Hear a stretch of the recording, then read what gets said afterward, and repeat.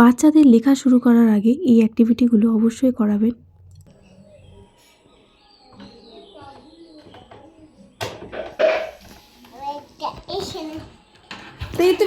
তুমি আবার পেনগুলো খুলে নাও তো।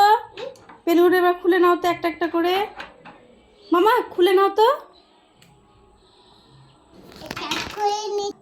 খুলো।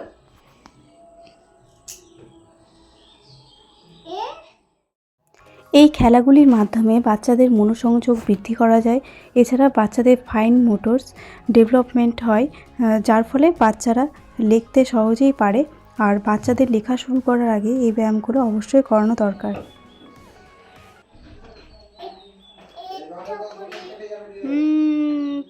বাড়িতে থাকা বিভিন্ন কৌটো, এছাড়া জলের বোতল, এগুলোর ছিপি খুলতে দেওয়া হয় বাচ্চাদেরকে, যাতে বাচ্চাদের হাতের পেশি মজবুত হয়। এর ফলে বাচ্চা সহজেই লিখতে পারবে। 2 বছরের বাচ্চাদের জন্য এই অ্যাক্টিভিটিগুলো করানো খুবই জরুরি।